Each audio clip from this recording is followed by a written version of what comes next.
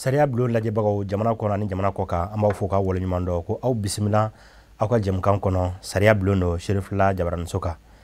bi an y'a lakɔlɔsi an ka jamana kɔnɔ dɔgɔfura tɛmɛnen kɔnɔ an ye jateminɛ kɛ k'a fɔ min ye kiiritigɛlaw ye ka bɔ diɲɛ fan 14 ka na Bamakɔ kɔnɔ ka na ɲɔgɔn ye ba kɛ o kɛra a bɛ wajibiya anw kan o la ni jɛmukan bɛ an bolo ko sariya bulon kiiritigɛlaw mana sigi yɔrɔ yɔrɔ ka fara ɲɔgɔn kan ka hakilinaw di kɛ a bɛ kɛ wajibi an kan an k'u bisimila u kana o kun ɲɛfɔ an ɲɛna o de bɛ kɛ sababu ye an nana ni hakilina ye bi le thème du jour le rôle de l'Union internationale des magistrats dans la protection et la promotion des droits de l'homme le cas du Mali ka walawala an ye an ka mawulele Musa Dirisa Gindo magistrat secrétaire aux relations extérieures adjoint du syndicat autonome des magistrats du Mali ana de bɛ ɲɔgɔn fɛ nin kuma in na walasa a ka an bilasira sigi a kɛra cogo jumɛn na a kun ye jumɛn ye laɲini jumɛn b'a kɔnɔ kulu mun nana a tɛmɛna cogo jumɛn na babu a bɛna sigi nin kan walasa ni aw an ka faamuya sɔrɔ a kan k'a fɔ ni kiiritigɛlaw bɛ anw lafiya kama anw ka hakɛw lakanani kama baara minnu kɛra la a bɛ kɛ wajibi ye an ka se ka o dɔn ni u nalen ale tɔgɔ la an bɛ Mali kiiritigɛla bɛɛ lajɛlen fo k'u waleɲuman dɔn dɛmɛw na u bɛ na an ka plateau ka kana kuma caman ɲɛfɔ min bɛ kɛ sababu ye an bɛ an dɔnyɔrɔ n'an bɔyɔrɔ dɔn sani kungo ka se an ma o la jɛmukanw o sigira o de kama sɔɔni an n'an ka mawulile an bɛ don babu kɔrɔ inshallah.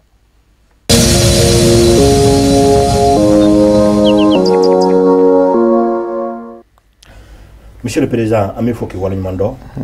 i sɔnnina ka na an ka kɛnɛ kan walasa min ye sigiba ye ni a kɛra Bamakɔ ka daminɛ février kalo tile 19 ka se a tile 24 ma i kun b'a kɛnɛ kan. Effectivement sutura n b'i fo kosɛbɛ n bɛ Serifula baarakɛla bɛɛ fo sariya bolo ka dayɛlɛ Serifula la a ma balan na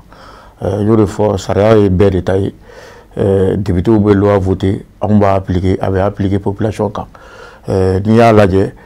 population a journaliste fana b'a la n'aw tugura anw kɔ k'an bilasira n'an sera ka fɛn k'a ɲɛfɔ o bɛ baara nɔgɔya c'est pour dire que ni nisɔndiyalen nana Mali magistrat bɛɛ tɔgɔ la n bɛ foli bila bɛɛ ma k'a fɔ bi an b'aw ka bila la. A diyara n ye an b'a fɔ ko i gundo nin kɛnɛ in kan o la ni an ye jateminɛ kɛ tɔgɔ in yɛrɛ nanzarakan na ko Union internationale des magistrats ni an bɛ a dɔn ni kiiritigɛlaw ka fara ɲɔgɔn kan jɛkuluba ye diɲɛ kɔnɔ a lafasali kɛ tɔn kɛrɛnkɛrɛn la ale yɛrɛ ye mun tɔn fasugu ye pour que an ka se k'a dɔn. O ye min fɔ bamananw b'a fɔ ko kɔnɔ jɛlen de bɛ bi fɔ on est en un monde connecté diɲɛ donnen bɛ ɲɔgɔn na i y'a fɔ cogo min na Union internationale des magistrats jɛkuluba don a bɛ diɲɛ bɛɛ tɔgɔ la an bɛɛ b'a kɔnɔ a bɛ an ka structure dɛmɛ individuellement a bɛ magistrat bɛɛ protéger tu as bien dit parce que au cas sɛbɛnfura dɔ la sɛbɛnnen don ko garantir les droits et les libertés de tous les hommes o bɛ don sariya ta kɔnɔ n'an b'a fɔ o ma ko kanabila n'o ye liberté a chargelen b'o kama a bɛ diɲɛ bɛɛ tɔgɔ la an b'a fɔ tuguni ko groupe des pays ou des membres olu de kɛlen bɛ k'a composer bon groupe la an bɛ groupe africain de kɔnɔ ni an bɛɛ jɛlen b'o kan o dugu 12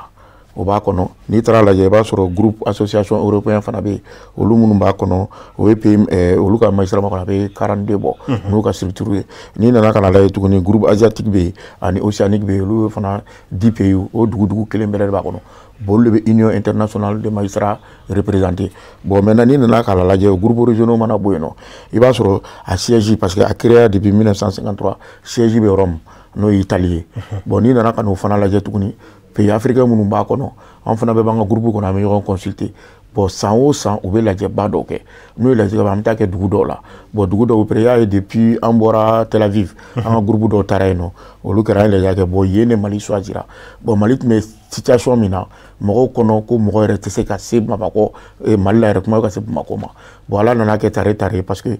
jama min bɛ na tellement que fɛn kun kan ka bon a baara nɔ yelen don dugu minnu tun kan ka na a tun bɛ dugu 120 bɔ mais an nana min enregistré an ye 90 damadɔ sɔrɔ ce qui veut dire que an bɛ se ka fɔ tare bon baara kɛr'o kɔnɔ an y'u loger bon n'i nana ka lajɛ union kɔnɔ tagabolo de bɛ yen tagabolo ye jumɛn ye n'an nana fɔlɔ thème minnu bɛ yen an b'olu ɲɛfɔ et rencontre dɔ fana bɛ kɛ o kɔnɔna na dugu bɛɛ bɛ na k'a ka citation di u bɛ citation mun na bon n'i y'a lajɛ a bɛ komi an sanadonbagaw i n'a fɔ n'i bɛ taa tribunal la avocat bɛ da i kan ka taa a bɛ san n'u y'an ka sanadonbagaw ye an ka baara taara sira kan parce que an fana bɛ komi état ka partenaire parce que anw ye syndicat de ye d'abord an bɛ magistrat bɛ protéger bon magistrat tɔgɔ bɛ fɔ yɔrɔ o yɔrɔ a bɛ kɛ bonya ni sariya de kɔnɔ bon o de kama an y'a sara bɛɛ la ala y'a kɛ magistrat caman mobiliser la yɛrɛ y'a date di semaine kelen an ye baara kɛ an ye kunkololabaaraw kɛ n'a bɛ fɔ o ma ko conférence ka réflexion kɛ an ka thème kama kan parce que i y'a ye bi yuruguyurugu barika bonyanen don bon yurugu mana fɔ mɔgɔw ɲɛ bɛ jɔ magistrat de la an y'olu thème bɔ k'a lajɛ ni nana ka lajɛ an b'a fɔ couche vulnérable muso ni denmisɛnninw i b'a dɔn ni crise bɛ dugu la o fɛnw fana bɛ yen an ka magistrat muso dɔw nana ka olu fana ɲɛfɔ an nana thème wɛrɛw ta tuguni minnu bɛ don sariya yɛrɛ bolo kan i n'a fɔ a ma mɛn ministère de la justice ye semaine de fɛn dɔ dayɛlɛ olu bɛɛ bɛ don o kɔnɔ bon maintenant n y'a f'i ye cogo min na n'i nana lajɛ a fonction fana na o congrès bon réunion in a commission d'étude dɔ bɛ yen o bɛ kalan kɛ bɛɛ b'i ka rapport fɔ i bɛ citation min na k'a f'i ye bakuruba la min ye union internationale des magistrats ye a bɛ baara min kɛ magistrats tɔgɔ la. An ye nin faamu monsieur le président o kɔnɔna na an b'a fɛ k'a dɔn ni nin kɛra diɲɛ yɛrɛ bunakun kan kiiritigɛlaw ka lakulu diɲɛba min ye a lafasali kɛ tɔn ye n'an ko ma ko syndicat an y'o y'a kɔnɔ k'a fɔ maa kelen-kelenw tɛ mais tɔnw de faralen ɲɔgɔn kan a la fo a bɛ se an bɛ don min na tɔn 94 ma i da sera a ma mais n'an ye nin bɛɛ jateminɛ jɔyɔrɔ jumɛn bɛ ni faraɲɔgɔnkulu ba in na diɲɛ kɔnɔ adamadenya jo sariyaw kɔlɔsili ni a lakana na n'an ko ma ko les droits et libertés fondamentaux jo sariya ko man nɔgɔn a bɛ bɛɛ considérer n y'o de f'i ye an ka baara ye ka sariya appliquer a bɛ komi dɔgɔtɔrɔ n'a bɛ furakɛla a b'a kɛ adamaden de kan bon anw fana loi a bɛ appliquer adamaden de kan bon fɛn dɔ kan ka sɔrɔ ka jo sariya fana réserver n b'a f'i ye Suntera ni mɔgɔ ye fagali kɛ hakɛ dɔ b'a ye i b'a dɔn o ka jugu dɛ ka jugu n'a ye kojugu o y'a dan ye sariya ko hakɛ b'a ye i m'a ye an ka jabaraninw kan ni mɔgɔw minɛ ni tiɲɛniw kɛra u b'u ɲɛ dogo u b'u kogo dogo u tɛ bɔ mɔgɔ b'a ko nafa jumɛn de b'o la hakɛ de b'u bolo parce que n'i m'a minɛ fo ka t'i condamné hali bi i bɛ sariya kɔnɔ n'i condamné n'an b'a fɔ présomption d'innocence o y'i ka hakɛ ye bon jo sariya kan k'o ye anw yɛrɛ fɛ yan nɔ MDH bɛ yen CNDH bɛ yen olu bɛ jo sariya kɔlɔsi olu de fana bɛ se ka wuli k'a ɲini gouvernement fɛ à travers le ministère kasoladenw an bɛ t'u lajɛ u bɛ bolo min kan an bolo ni mɔgɔ min bɛ kaso la hakɛ t'a ye ça veut dire que o bolo fana ka nin de don bon union internationale sigilen bɔra n y'o de f'i ye président ɲakili n bɛna hakili na kɔfɛ dɔɔni président b'a la ani vice président 6 olu y'a composé bon maintenant dugu fɛn fɛn u bɛɛ ye membre ye ça veut dire que n'an ye kulekan bila wagati min u bɛ ɲininkali kɛ mun de bɛ Mali la mun de bɛ ka kɛ syndicat la i b'a dɔn syndicat dɔw bɛ yen i b'a dɔn INTM filɛ nin ye n'u bila b'a ko OIT organisation internationale du travail olu bɛɛ b'olu ka fɛnw kɔlɔsi n'i taara sportif fana côté la i b'a sɔrɔ tasi ni fɛnw caman bɛ yen nɔ ou bien UCG ninnu fana bɛ yen bon nin y'anw fana taw de ye c'est à dire n'anw fana kulela an ye makasiw kɛ ou bien ni jo saraw bɛ ka sɔsɔ an bɛ se k'an adressé olu la cogo min na bon n'an nana an ka conférence bɛɛ kɛ an bɛɛ de bɛ na n'an ka citation ye k'a fɔ u bɛ dɛmɛni kɛ sariya kan u bɛ dɛmɛni kɛ procédure tagasira kan et fin de c'est des trucs professionnels c'est apolitique c'est à dire que ni politique de politique là mais ni cɛ min bɛ u bɛ état attiré o de kan bon o de ye fɛn bonya ye wa don o don hali bi Mali la dugu dɔw nana comme des pays observateurs bon o de ye baara nɔgɔya an bolo an bɛ profiter tuguni jo sariya ko kɛlɛ de don an ka structure de don an ka fɛnw de don mais o bɛɛ fɛ état o de kama a bɛ fɔ i b'a dɔn fanga 3 de bɛ yen pouvoir exécutif min bɛ fanga cɛbɔ ou bien k'a fɛnw kɛ ani pouvoir législatif minnu bɛ sariyaw voter ani pouvoir judiciaire ani minnu b'a fɛ bon an bɛɛ de jɛra k'an tigɛ d'a ma c'est pour te dire que présidence ani gouvernement ani CNT à travers notre ministère an ka ministre yɛrɛ ma sigi depuis a ko daminɛna u bɛ boliboli la an kɔ fo ka taa ko kɛ président yɛrɛ taara ouverture kɛ o discours kɛla maliyɛnw bɛɛ y'o ye après président y'a rencontré n b'a fɔ a ye tuguni a ka plateau kan mɔgɔ mɔgɔ nana magistrats tɔgɔ la u ka dugu la u bɛɛ ni fierté nana Mali la u nana ka na ye citation bɛ cogo min ko anw kɔnɔ ko fɛn yɔrɔ don mais anw wasara min b'anw kan dɔrɔn an bɛ fɛ dɔrɔn ka président y'an ɲɛ na k'a encourager ce qui veut dire que an bɛɛ de bɛ jɛ ka dugu in dilan ɲɔgɔn fɛ bɛɛ n'i ka domaine kɔnɔ wa an tɛ politique kɛ an tɛ foyi kɛ mais an b'u fo sira kan parce que n'a fɔra ko ka jo sariya kɔlɔsi o b'an ka baara nɔgɔya n b'a f'i ye bi Suntera n'i bɛ maliyɛn caman ta bi k'a fɔ k'u mun ye kiiri ye u t'a dɔn e kiri den dɔ ye ou bien n'an b'a fɔ o ma ko justiciable ni fɛn y'i sɔrɔ i bɛ taa sara jumɛn fɛ u t'a dɔn bon o de kama syndicat filaw la SAM ni SILIMA ani RFSIMA an bɛɛ y'an tɛgɛ di an bɛɛ tun bɛ kɛnɛ kan ye c'est pour te dire que kɔnɔ jɛlen bɛ bi fɔ Mali magistrat bɛɛ wulila ka jɔ ko magistrat kelen ka nin baara bɛɛ kɛ ka ban o de kama bi an ka mɔgɔw dunanw nana u wasalen taara cadeau dura an ma Mali yurulu la an tilala tuguni ka taa n'u ye fo Sibi ka taa Sibi yuru la Lac de Kamangele k'o yuru la k'a fɔ ko histoire dɔ bɛ Mali fana na an magistrat bilala ka t'u ɲɛ u kɔntana an ka sibikaw bɔra k'an kunbɛn u ye masques ni fɛnw bɔ ka dɔn kɛ bɛɛ wasara c'est pour te dire que juge ye adamaden de ye juge an bɛ fini finman min don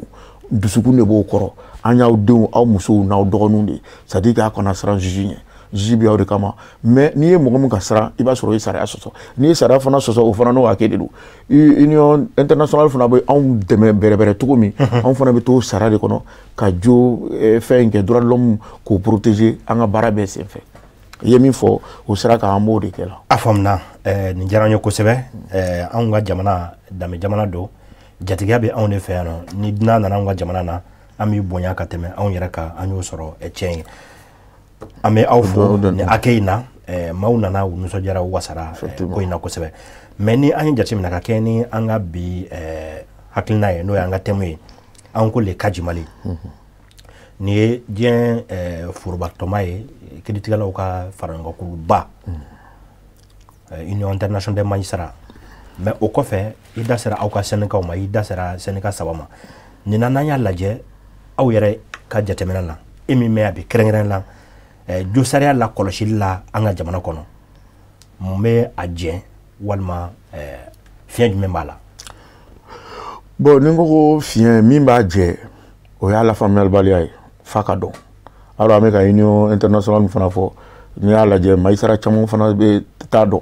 bon o de kama an ye jɛkulu caman sigi ka thème dɔw ta ka bɛɛ wele o fana bɛ ka sira dayɛlɛ pour que ka dɔn bon maintenant population fana n'an bɛ agir olu tɔgɔ la ani gouvernement fana fo bɛɛ k'a ɲini k'a dɔn parce que jo sariya filɛ a bɛ bɛɛ de ka da la bɛɛ de k'a ka bonya o de kama ko la liberté de ma liberté commence ou finit par celle des autres bon olu ye kanabila de hali kumacogo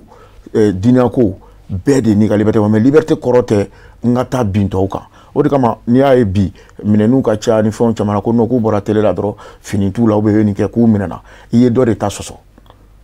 bon o de kama cybercriminalité a dayɛlɛ kuma nana bonya fo ka tribunal commune 3 transformé k'a ko ye o bɛɛ de ye jo sariya la magotoli ye parce que e bɛ se ka bɔ jabaranin kan sisan bɛɛ ka téléphone b'a bolo tiɲɛ don mais e bɛ taa ka vidéo dɔ bila a bɛ mɔgɔw tɔɔrɔ a bɛ mɔgɔw dusu kasi bon e dun ka kanabila dan o de ye mais a bɛ lajɛ ji ɲɛma jɔ la parce que a bɛɛ de ye sariya dɔw yɛrɛ bɛ ɲininkali kɛ ah ni yɛrɛ ko bɛɛ la a bɛ komi tribunal kelen de b'a kɛ mais sariya kɔnɔ l'article 2 de cybercriminalité a fɔra ko procureur fɛn fɛn hali i bɛ Kidal i bɛ se ka na minɛni kɛ Bamakɔ i bɛ se ka mɔgɔ poursuivre et souvent na plainte ka kɛ bon ni nana k'o jo sariyaw bɛɛ jateminɛ lajɛ anw bɛɛ de kelen kelen kan ka outil ye pour que an kana fili a jɛma yɔrɔ ye olu de ye parce que tuma dɔw t'a dɔn min kan ka kɛ ou bien ni min kɛra est-ce que a kan ka kɛ bon f'u bɛɛ ka kɛ kalansira ye o ka kɛ sensibilisation ye o de kama n bɛ serifula fo à chaque fois n'an y'an sen ta an b'aw jɔlen an kɔrɔ a bɛ ka nin min kɛ a kɔrɔ ye mun ye bon o b'a dɛmɛ aw à travers vous population fana bɛ se k'a faamu la o b'an ka baara nɔgɔya i y'a fɔ cogo min a kan ka matarafa mais caman b'a jɛ mais ensemble on peut le faire. N'Ala sɔnna o bɛ diya an ye sigi yɛrɛ kɔnɔna na ni an ye jateminɛ k'a la aw kɔni ye hakilinaba ta a y'a sinsin kɛrɛnkɛrɛnnen na jo sariya lakanali a lakɔlɔsiliw a n'a tɔbɔtɔli degun bɛ jamana min kɔnɔna na en période de crise communication minnu kɛra a la an bɛ se k'a dɔn a nafa bɛna kɛ jumɛn ye. Effectivement a yɛrɛ kunba yɛrɛ ye min ye président Assimi Goïta ni b'a fɔ bi a ka discours la a fana y'i sinsin o de kan a y'a yira fana an bɛ se k'a kɛ ɲɔgɔn fɛ n'o ye dénonciation ye ani protection ye an b'o bɛɛ kɛ o de kama an ka thèmes la an ye thème dɔw ta i m'a ye ko comment on appelle le thème sur la vulnérabilité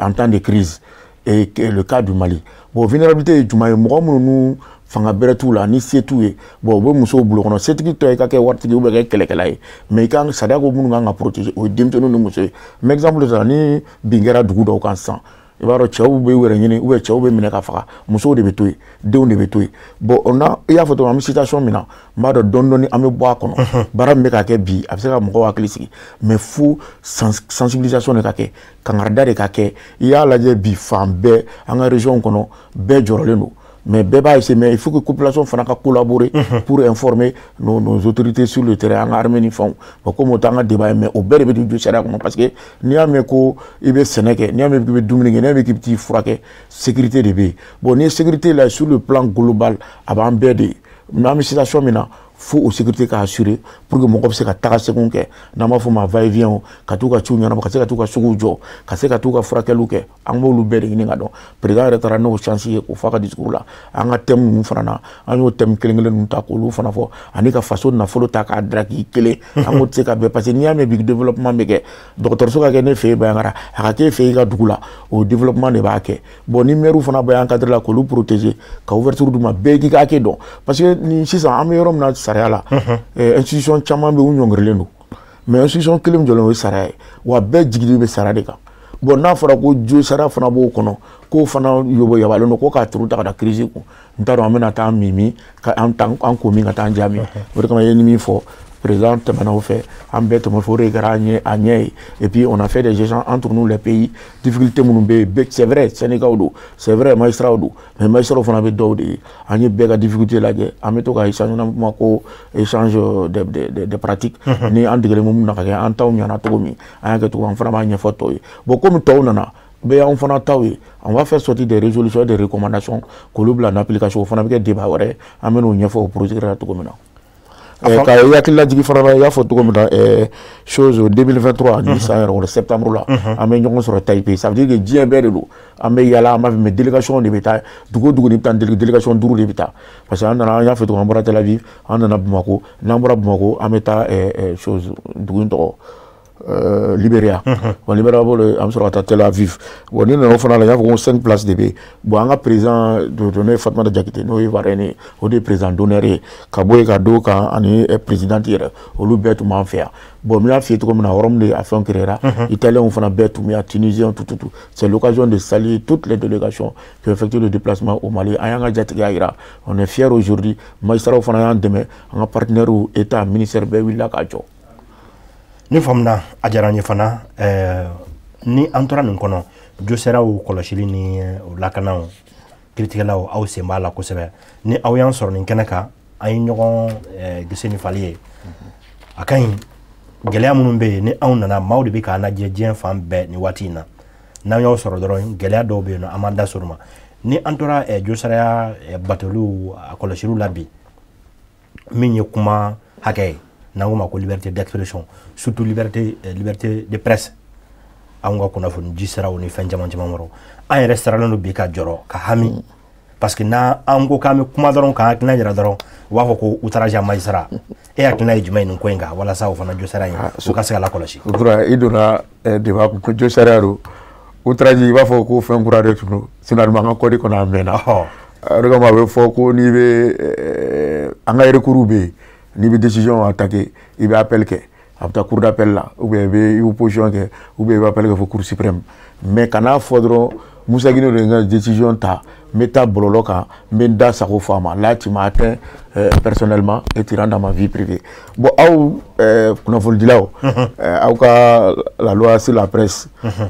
o bɛ yen o kɛlen don ka fɛn caman datugu min b'a to a bɛ se ka baara kɛ nɔgɔya kɔnɔ a fana kana bi mɔgɔ kan parce que dɔw yɛrɛ b'a wele k'aw diffamer bon an nana ka n'o lajɛ an ko bon komi an bɛ bɔlɔlɔ kan diɲɛ donni min ɲɔgɔn na cybercriminalité ye fɛn kura de ye n'i ko ko bɔlɔlɔ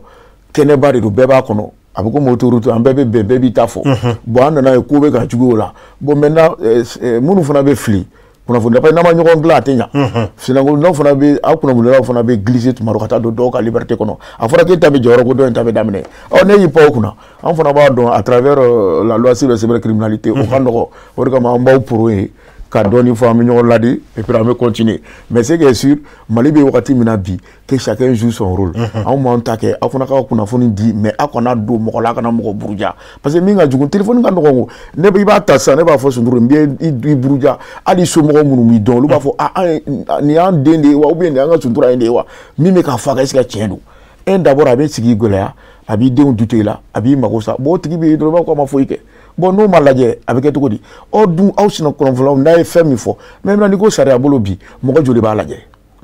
Mali bɛɛ ne bɔra Abidjan bɛɛ bɛ kuma na bɛɛ bɛ ka foli kɛ c'est dire que ni information bɛ taa bɛɛ b'a faamu bɛɛ k'i jɔyɔrɔ dɔn parce que kanabila filɛ a kɔrɔ tɛ k'i sago kɛ liberté de droit de l'homme c'est vrai c'est un droit bɛ bɛɛ ye o kɔrɔ de kana yɛrɛ sago kɛ mais n'i bɛ yɛrɛ sago minɛ cogo min na n'i ye sariya sɔsɔ or code de b'an bolo a sɛbɛnnen b'a kɔnɔ ko ni mɔgɔ mɔgɔ ye sariya min sɔsɔ mais exemple dɔ ta code in kɔnɔ o ko cogo di ko mɔgɔ mɔgɔ i den ka walifɛn ta n'an b'a fɔ ma la soustraction frauduleuse à chose d'autrui fɛn min t'i ta ye i bɛ bi suɲɛni kɔnɔ o tɛ ne ta ye o sariya de y'o fɔ bon sariya ko k'i k'a tigi don kaso la kalo 3 ka taa bila san 3 la ko k'a don kaso la mais i b'a ye juge dɔ b'a fɔ ko n ye kaso juru di la n'an b'a fɔ ma ko sursis n'a dɔn n'i b'o dɔn bon juge b'o kɛ mais juge tɛ fo la o circonstance bɛɛ m'a f'i ye nin ye denmisɛnnin ye est ce que n'a taara kaso la n'a bɔra a tɛ juguya an bɛ o fana la nɔgɔya mais ni min donna kaso la ou bien ni min donna bi n'u ye kɛnɛma dɔrɔn an y'a minɛ kunun a bila la wa mɔgɔ bɛ fili caman de kɛ hali ɲɛ b'a la cour d'assises fini bilenman bɛ don min na ale dɔgɔya ye san 5 de ye a bɛ taa fo san a dɔgɔyalen fagali bɛ taa kɛ i bɛ taa jɔ yɛrɛ ka faga n'a m'o peine de mort a bɛ tila ka taa tugun perpétuité la mais i b'o la o kɔnɔna na i b'a sɔrɔ juge d'instruction ale b'a ka baara kɛ parce que i ye mɔgɔ caman reçoit la spécialiste y'a fɔ ale b'a ka baara kɛ san 3 de b'a bolo n'o san 3 dafara a b'a ɲini ka renouveler o bɛ taa san 6 la bon maintenant n'o i ye san 5 kɛ enquête la n'i taara bɔ cour d'assises ɲɔgɔn ni cour d'assises ko bon i condamné la san tan ou bien san 7 o y'a sɔrɔ i ye 5 kɛ ka ban san 5 mɔgɔ bɛ ye kɛnɛ o dɔgɔlen bɛ ban a ma dɔn a bɔra sisan mais a ye min ka enquête kɔnɔ o de bɛ tigɛ voilà bon maintenant i b'a ye fɛn na o fana tuguni sariya ko o kɔnɔna na ni enquête ma se ka ban san 6 kɔnɔ ko k'i bila ɲininkali yɛrɛ t'o la o jɛlen don wa an tɛ se k'o bali o fana bɛ se ka dénoncer outrage se ka sɔrɔ o kɔnɔ mais ka outrage kɛ da mɔgɔ dɔgɔya ye ani burujali ye i bɛ ko wɛrɛ kɛ ou bien minnu bɛ taa minɛ ka taa garde à vue la a fana ko garde à vue k'a bila ɲɛkɔrɔ yanni wagati ni cɛ sariya ko tile 2 sɛgɛsɛgɛli n'a tilala a bɛ papier d'a kan a bɛ taa di procureur ma n'o kɔnɔna na ni u dɛsɛra u b'a fɔ procureur ye ci bila an bɛ ci bila i ma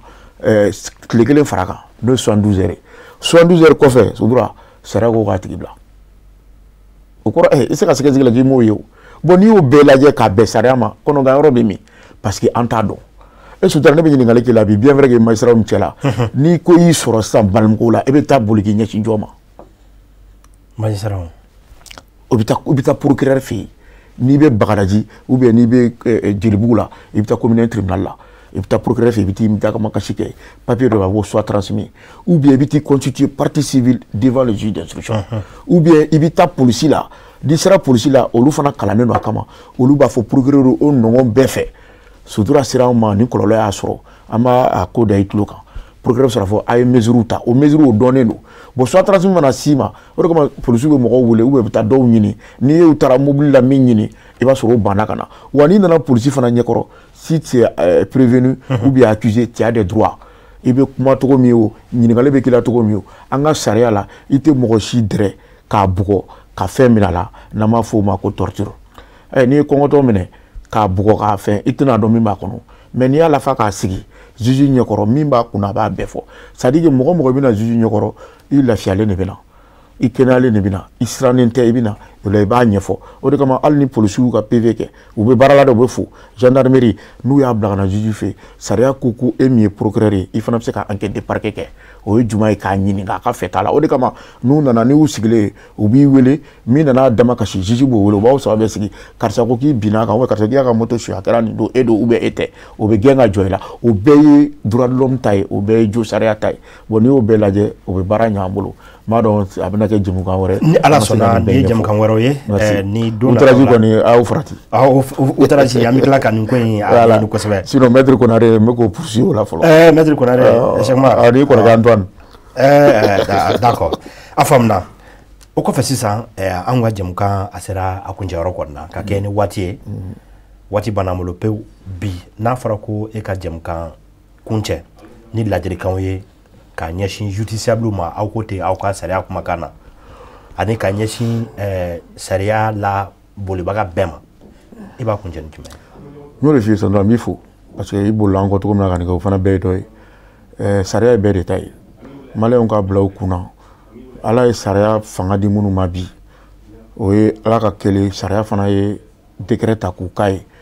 an bɛ min ɲini dɔrɔn mɔgɔ si ka baara ma nɔgɔ mɔgɔ bɛ ji min i bɛ fili an bɛ se ka fili dilan ɲɔgɔn fɛ maliyɛnw an bɛ situation min na bi n'o ye transition an bɛɛ k'an tɛgɛ di ɲɔgɔn ma kɔnɔ jɛlen de bɛ bi fɔ n'an bolo dira ɲɔgɔn ma information ka tɛmɛ bɛɛ k'i ta fɔ parce que bɛɛ kɔnɔ gannen don n'a ɲana ka di bɛɛ o de kama n y'a fɔ ko institution caman sigilen don mais ni justice jɔra o ye kelen o bɛ mɔgɔ hakili sigi ni hakili sigi nana développement min na ni développement nana kɛnɛya b'o kɔnɔ kalan b'o kɔnɔ yɛrɛdɔn b'o kɔnɔ sɔrɔ b'o kɔnɔ an ka soyaw de syndicat tɔgɔ la n bɛ Mali magistrat bɛɛ fo Sam Silima RSIMA mɔgɔ si ma bɔ ɲɔgɔn na ani délégation fɛn fɛn nana dugu o dugu an ka pays mɔtɔrɔ b'a bi Burkina ni La Guinée ni fɛn an bolo bɛ ɲɔgɔn bolo fɛn caman na Côte d'Ivoire nin bɛɛ nana an b'u bɛɛ fo ala k'an bɛn a ɲɔgɔn wɛrɛ ma an bɛ encouragé di ala ka télé sirifila mɛn kɔrɔ pour que au moins ni information bɛ se ka tɛmɛ et ka fiyɛ fana an ka dayɛlɛlen don a ye tuma o tuma n'an mago banna ni sariya don an bɛ se ka na kuma o kan n bɛ bɛɛ fo k'an lamɛnbagaw bɛɛ fo. A diyara n ye an bɛ fɔ k'i waleɲuman dɔn Mali kiiritigɛlaw bɛɛ lajɛlen tɔgɔ la